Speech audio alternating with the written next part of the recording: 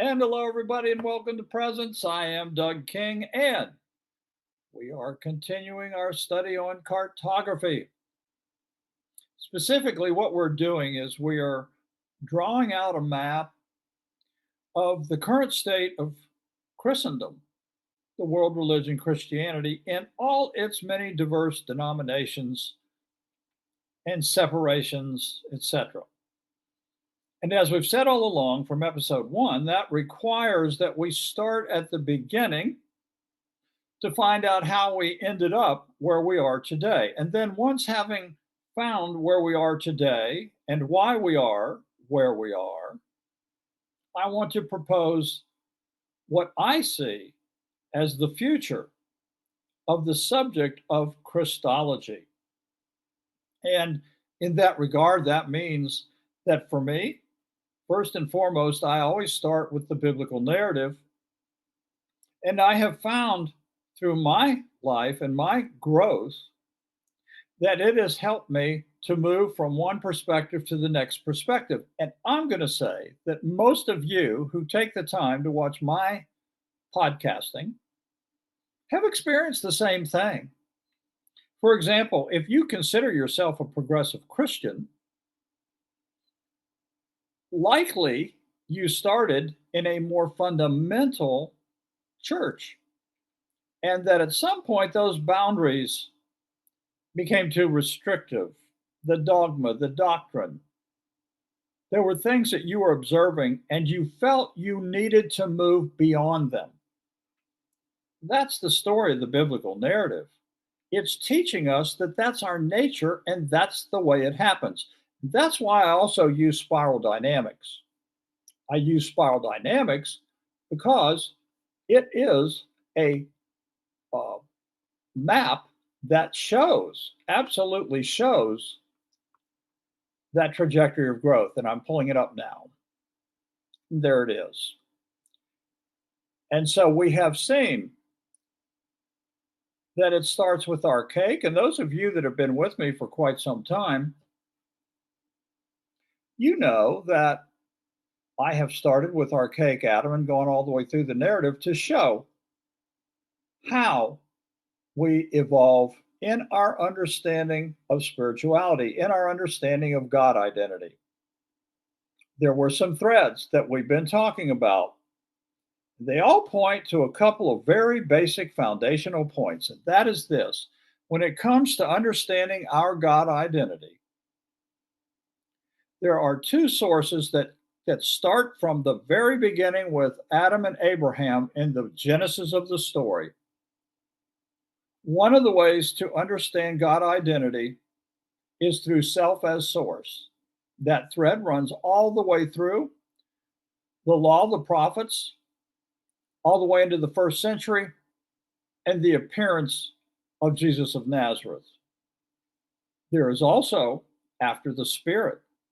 And that thread begins with Father Abraham, who illustrates that faith is that which looks for a source of identity that transcends the human in terms of the human effort or anything the human might do, no matter how many requirements or laws that we as humans attempt to do through self as source, we will not find the answer to what the narrative says is God identity. Now, in times past, I've done a variety of different subjects and exegesis of different passages. I want to pull one back up that I did a whole series on, and it has to do with Romans 7. I want to start with Romans 7 as a reminder for all of you in presence who may have seen it originally, but I want to refresh your memory. And then also, of course, for those of you that are new and who care to see what we're saying in light of the biblical narrative, then we also I'm going to rather expand on that as we go along now with this study on cartography. So we've set the outline of the two sources of God identity, and I want to go to Romans 7. And what I want to look at is the concept of law. Law is related to requirements. I'm going to have a lot more to say about requirements as we move along into our Christianity cartography. But let's start where Paul did with the principles that have led to the emergence of this world religion. They start at the very beginning. And in Romans 7, Paul is pointing out how we end up in self as source, even though we have the very best of intentions. That is, as Paul will outline, the deceitfulness of sin. And then, of course, we all know sin came into this world through Adam. Well, what was that sin? Paul's going to talk about that as well. And we will have much more to say about that concept of sin and that which is actually behind it and the motivation that brought it into this world. So let's go to Romans 7. Let's take a look at it, where Paul says, what do we say then? Is the law sin? Certainly not. On the contrary, I would not have known sin except through the law.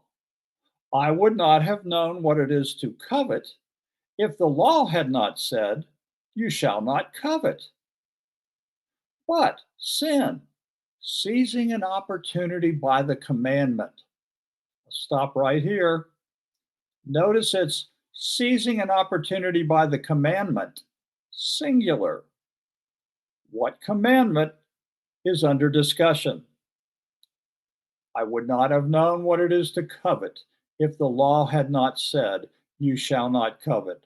Paul is talking about coveting, and that sin seized an opportunity from that very commandment. Let's go ahead and see what else he has to say. Seizing an opportunity by the commandment, sin, produced in me all kinds of covetousness. For apart from the law, sin lies dead. There's something about the principle of coveting that Paul was awakened to, something that had not existed in his life previously until that commandment of coveting came alive for him. So he says, I once was alive apart from the law, meaning that he kept the law. He had provisional life in the sense that he had the Day of Atonement to continue to address his sins year after year. But sin itself was never defeated. Sin and death were never defeated. And so Paul says, apart from the law, sin lies dead. So there's something about the law that gives an opportunity for the commandment of coveting. Now, the very commandment, Paul says, that promised life proved death to me. So here's Paul also suffering death. Let's see how that happened. For sin, seizing an opportunity through the commandment, what commandment, singular, coveting, deceived me. Here's Paul, a man who grew up under Rabbi Gamaliel and who was advanced beyond all others his age in the study of the biblical narrative, that which would be the law and the prophets. And yet here he is, after he had had his experience on that road to Damascus, after he had received a revelation from God, he was able to look back on the way he interpreted and understood the biblical narrative. And that led him to say that sin, seizing an opportunity in the commandment, deceived me and through it killed me. I'm going to have a few things to say about the concept of killing with regard to the law and requirements that put a human being in bondage to the self as source, which is to say, puts us in bondage to doing doing the right things to fulfill properly the requirements that someone is telling us must be properly kept in order for us to either become a Christian or to remain a faithful Christian, a true Christian. Now, Paul was deceived somehow through this coveting. It killed him. But then he says this: the law is holy, and the commandment is holy and just and good. Paul is not having a problem with the law. If he had a problem with the law, he would not say that the commandment, thou shalt not covet, he wouldn't say it's holy. He wouldn't say it's just and good. So this raises a question. Did what is good bring death to me? The law in and of itself, a commandment that says thou shalt not covet? By no means. It was sin working death in me through what is good. Wow. Stop here a second. You want to talk about something that's deceitful? Paul's talking about whatever sin was, it was working death in him through what is good, through the law, because the law is good. You want to talk about the most amazing deceitfulness, it would be the ability to work through that which is actually good and end up deceiving someone so that it actually became death to them. And that may seem very confusing on the surface, so let's just keep looking at it. It was sin working death in me through what is good, in order that sin might be shown to be sin. In other words, Paul's saying the revelation of what is sin might very well on the surface seem to be a very simple thing. Yeah, sin is when you disobey God. But Paul is saying that sin actually starts before the action of disobedience. Before one breaks a commandment, sin motivates, has some reason for a person to break the commandment. And so, in order that sin might be shown to be sin, Paul says that through the commandment, we have to understand how sin became sinful beyond measure. That when the law was added, sin increased. You would think you would add the law to hold down the sin, to hold down that which was in opposition to God's spirit, to God's nature. But the absence, or rather the opposite of that, is what Paul is saying has happened. Now, he wrote to the Corinthians, and I've got the next part of the narrative up here because I go to the narrative for everything that I propose. I'm coming from the narrative. And I think the narrative is the most amazing story that has been in much need of reevaluation. And I think it's been the subject of quite a bit of misunderstanding. That's why I do my podcasting. And look what Paul says when he wrote that letter over to Corinth.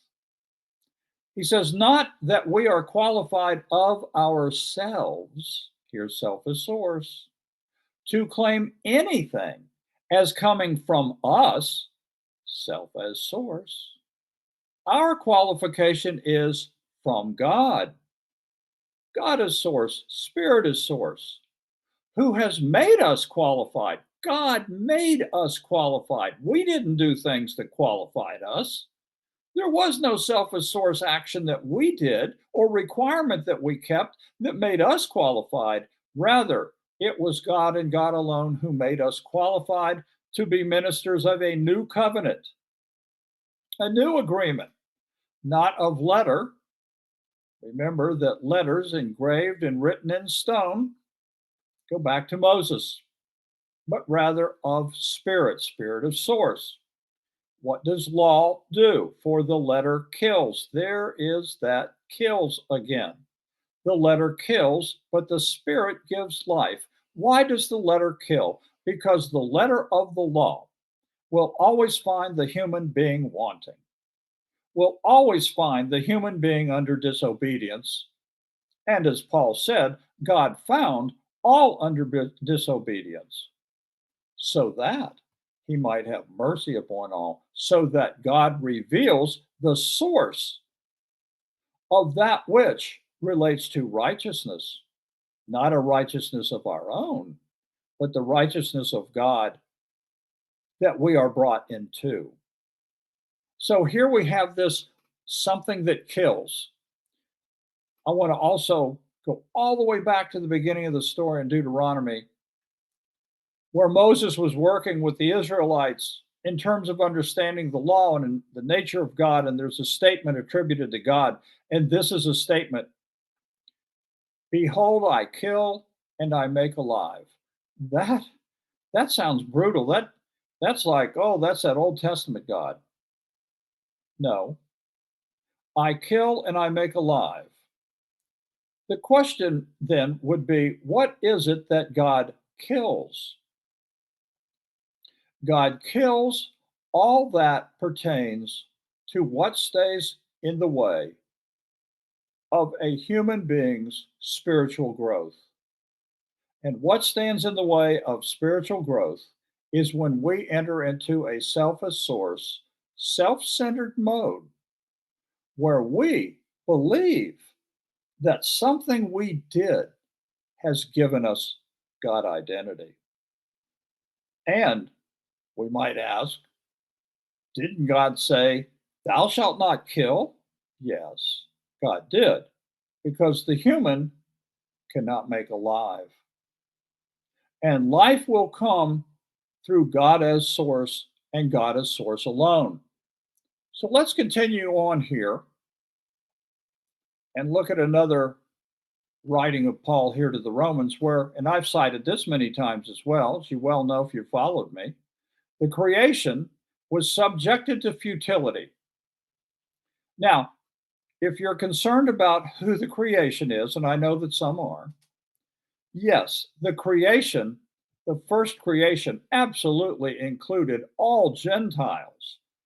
I mean, Paul goes all the way back to Adam to show where the problem began.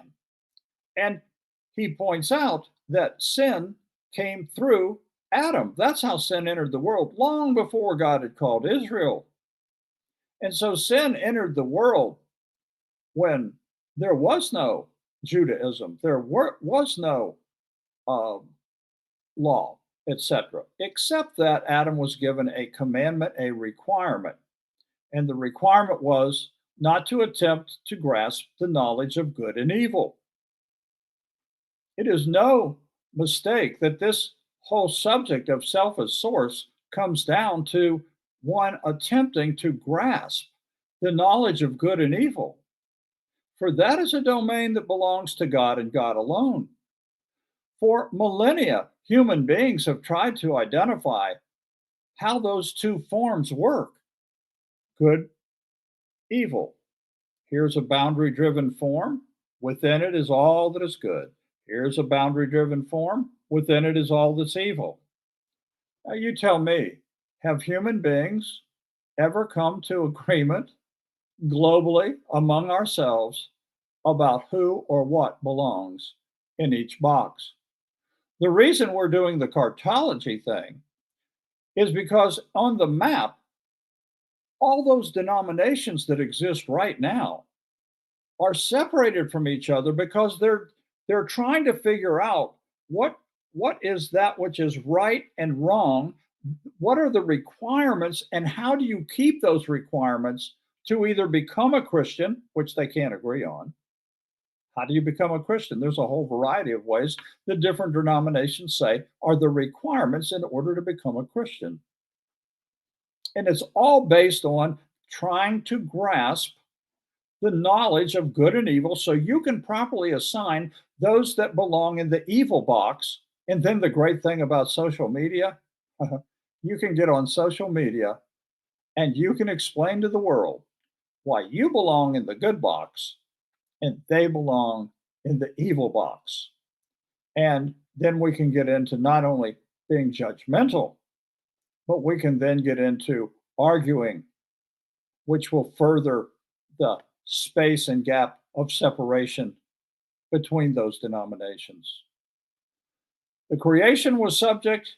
This for Paul is certainly the Gentiles are included, but it was Israel who was called to be a light to the world, which is a light to the Gentiles, meaning that it was Israel who was modeling the futility of the creation. She was the primary subject of Paul. This is why when Paul talked to the Galatians, which I have gone through with you, you have Abraham and two sons, you have two women, you have two mountains, two covenants, two Jerusalems, all of which signal and signify self as source versus spirit as source. And here, the law and the creation that Paul is discussing in Romans specifically relates to the way it worked its way out through Israel, because to Israel were given the precepts of God. Now, what's the futility? First of all, it didn't come, the creation wasn't subjected to futility willingly, but rather by the will of the one who subjected it in hope the creation will be set free from its enslavement to decay and will obtain the freedom of the glory of the children of God. And there's God as the source of identity. The term children, in the sense of identity, is determined by the source. In the language of Jesus, he used the symbol of father and talked in terms of father. That's a word that denotes source. Paul, when he talked about Jerusalem, said, the Jerusalem above, she is our mother. Mother is another word for source of identity. And yet, the story tells us they weren't trying to talk about what gender applied to the nature of God, excuse me, but rather they were talking about father and mother as simply words that denote source, that God is the source. But the creation is subject to futility in some sense. What is that futility? Paul outlines it as he goes along. And we go back to Romans 7. Let's notice what pertains to doing, which is coming from self as source. For I do not do what I want, but I do the very thing I hate. What is it that Paul wants? Obviously, to be pleasing to God, just like every good Christian wants to be pleasing to God. But as Paul had a revelation, he realized that in keeping the law, in doing everything that he possibly could to keep the requirements of the law, he was doing the very thing he hated. What was it that he hated? To violate commandment, the commandment of the law. What was the commandment he violated? Thou shalt not covet. What did Paul covet? Paul coveted the very same thing that Adam coveted. The reason that sin entered into the world, the reason that Adam disobeyed the commandment, thou shalt not eat of the tree of the knowledge of good and evil, was because when he looked at that fruit of that tree and he saw it was pleasant to the eye, the touch, the taste, and that it was good for the grasping the knowledge of good and evil, what did Adam do? He coveted. And it was on the basis of coveting. That is the sin that entered into the world. It was coveting. And that coveting led him to disobey that command regarding the tree, just as coveting led King David to disobey the commandment, thou shalt not commit adultery. And we can go all through the narrative and we can see that the human being, when it desires that which stands in resistance to the nature and spirit of God, but yet from our instinctual self, ourself as source, we find a desire, then that coveting can lead us to every possible unhealthy outcome. So Paul goes on to say, now, if I do what I do not, if I'm keeping the requirements, I was placed under law. I'm part of the creation that was being made subject to this futility. What's the futility? Well, if I do what I do not want, which is try to grasp the knowledge of good and evil by keeping the law perfectly, if I do that, well, I agree the law is good. But in fact, it is no longer I who do it, but sin that dwells within me, because I know that the good does not dwell within me, that is in my flesh. For Paul, flesh is self as source. Galatians 4, after the flesh, self as source. The good doesn't dwell in me, that is in through self as source, through my action, through my appropriate keeping of requirements, through making sure I do all the right things and avoid all the wrong things. For the desire to do the good lies close at hand, but not the ability. Humans have no ability to figure out what all the requirements are and agree on it. That's why, again, there's thousands of denominations, because no one can agree on what the requirements are. And then once you set those requirements up, what do you have to do? Well, you better go get a male hierarchy, someone that can judge and determine who's keeping the requirements and who is not. This was a problem all the way into the time of Jesus.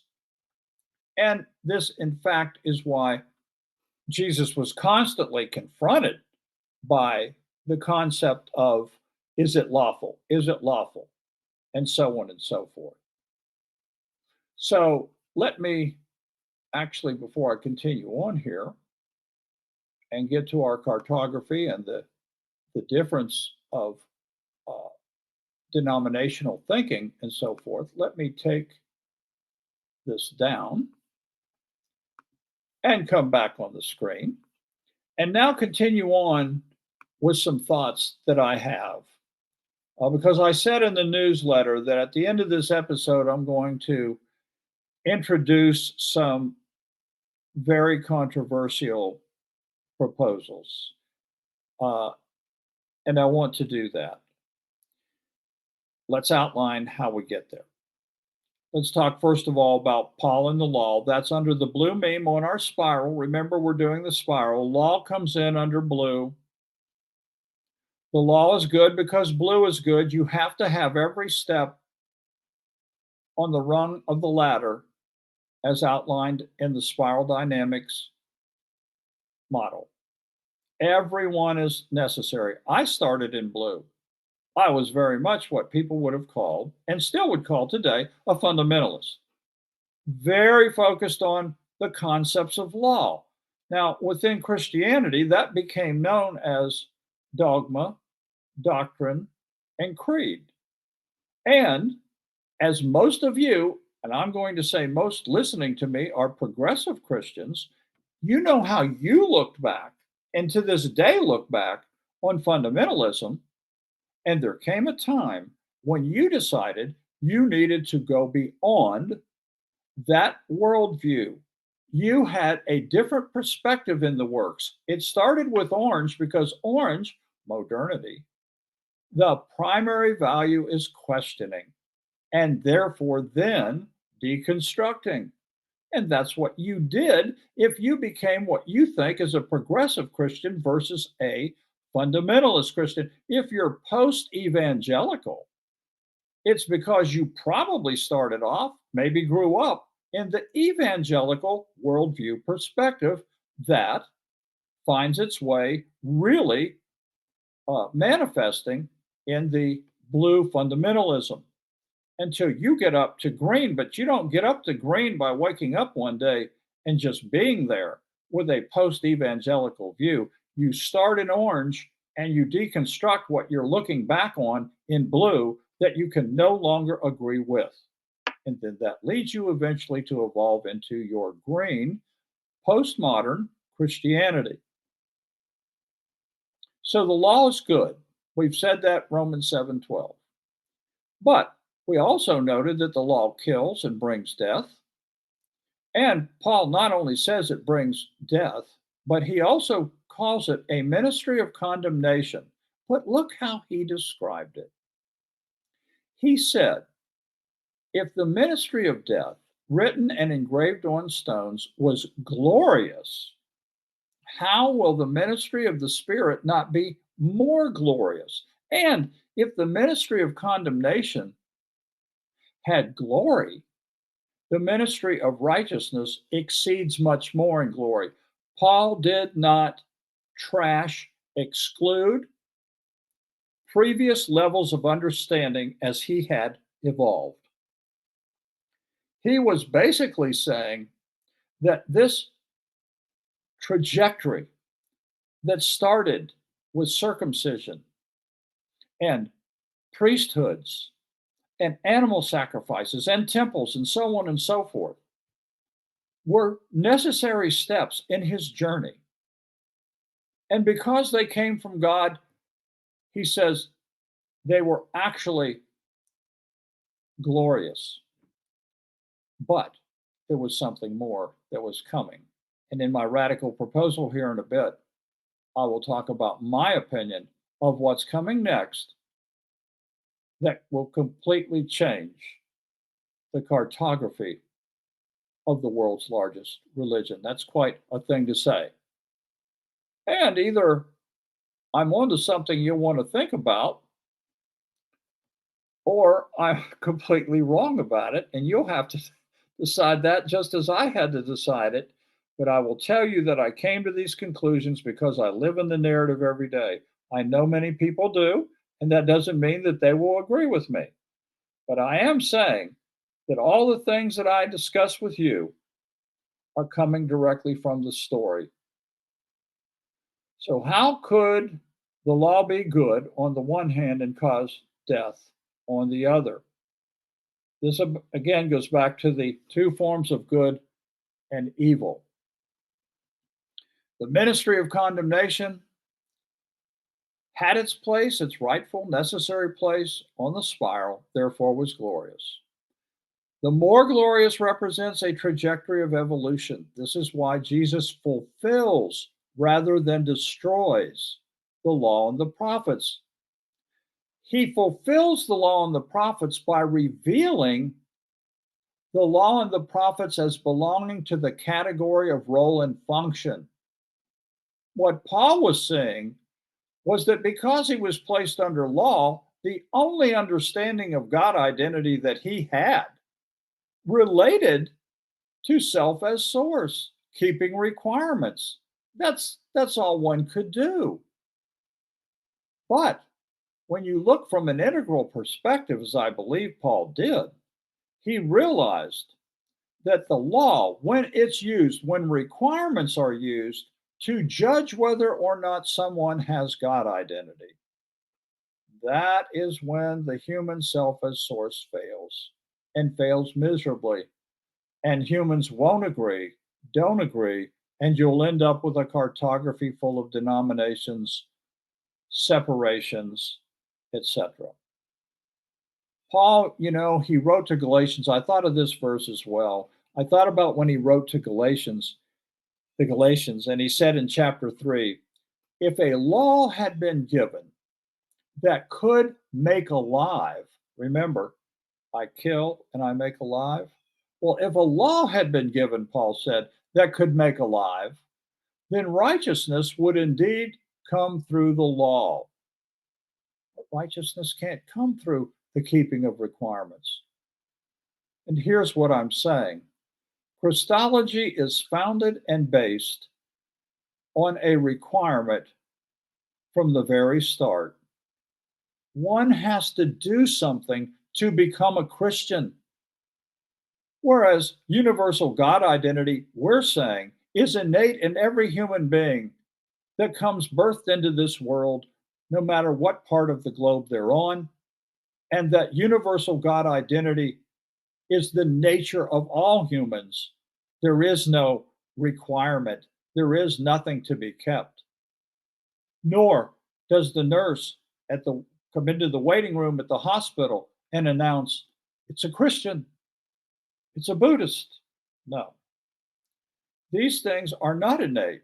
One has to keep a requirement to become a Christian, and denominations will argue about what that is. And then, further, many denominations are in debate, even to this day, about what you have to do to prevent falling away from your quote Christian identity. Peter wrote this when he talked about the change of paradigm. He said, look, we are looking for a new heaven and earth wherein dwells the righteousness of God. The righteousness of God belongs in God's space, that space related to Zion, the space from whence the deliverer or deliverance came. It's God's space. The new world or new paradigm of thinking was based on God as source. Righteousness does not come, as Paul said, from his own keeping of requirements. He wrote that to the Philippians, not having a righteousness of my own, because there's no such thing. For Paul said, there's none righteous, no, not one. We rather are brought into the righteousness of God. Well, how does God account for righteousness in this diverse world where you have some people out there that are committing all these heinous acts and causing so much pain and suffering? How do we account for God bringing in a new paradigm for all into his space of righteousness? It is here that I go back to the teachings I've emphasized over and over with regard to the nature of spirit. What is it that spirit does? What does it do? Well, two of the primary things it does is to reconcile and restore. It reconciles and it restores. And I can ask the question all day long, what about all these people that do these terrible things and they leave our planet, maybe from inside the cell of a prison somewhere? Or maybe they're people who we quote think get away with it.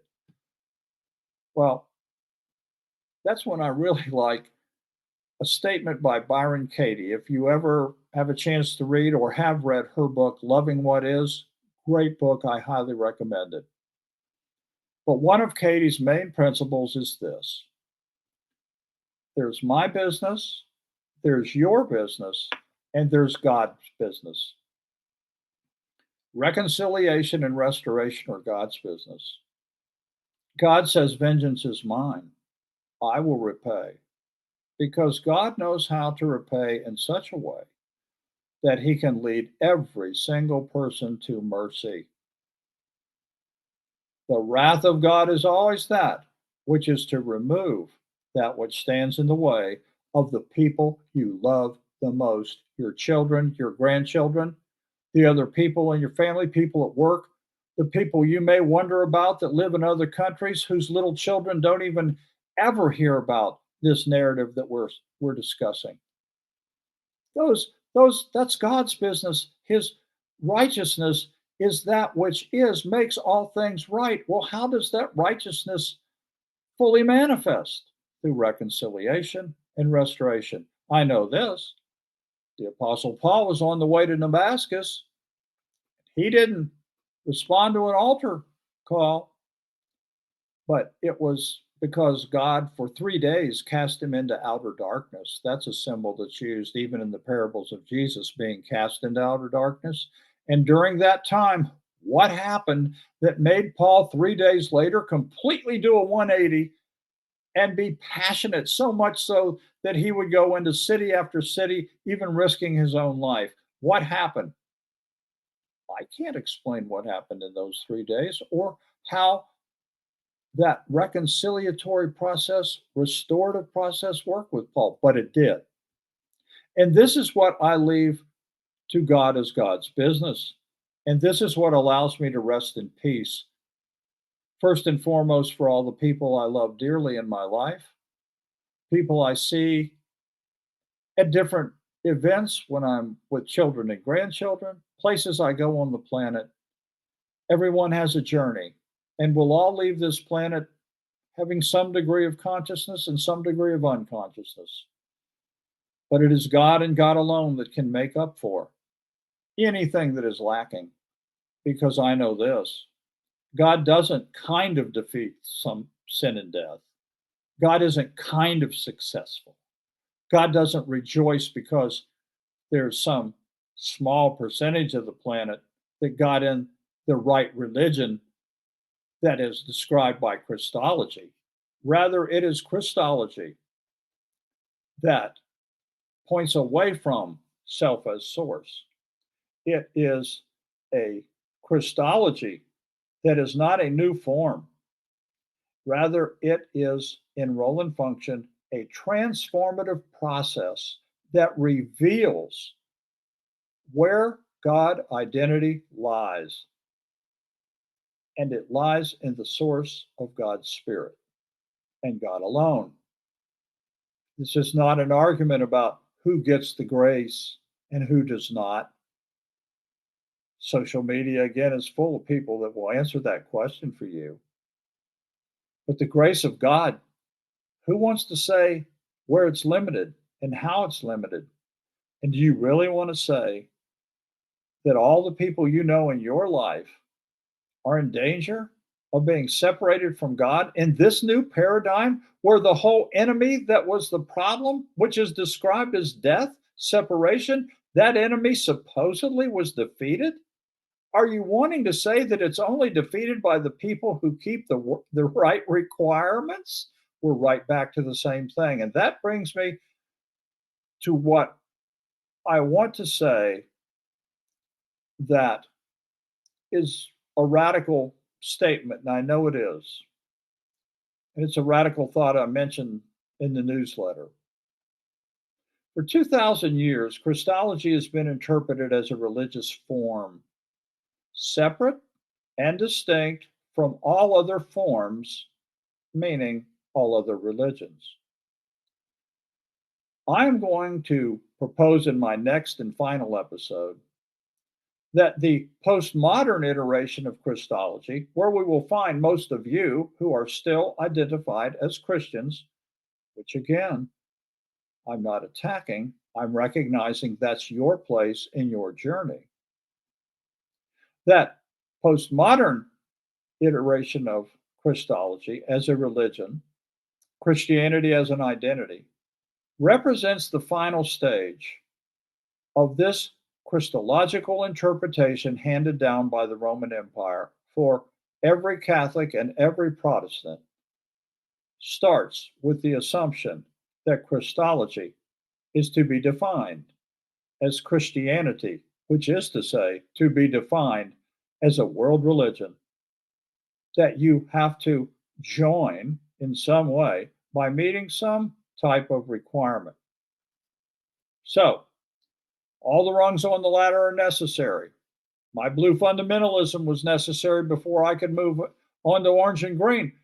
I don't condemn myself for my past, and I don't condemn anyone else, even the fundamentalists, regarding their journey. This doesn't mean I agree with the previous levels or that I agree with all the principles of fundamentalism. Do you? No, you probably don't. Did you ever move beyond a previous church? I'm going to say you did. And that means that you yourself have understood the need to grow beyond previous boundaries. So, with all that in mind, I will raise this radical possibility.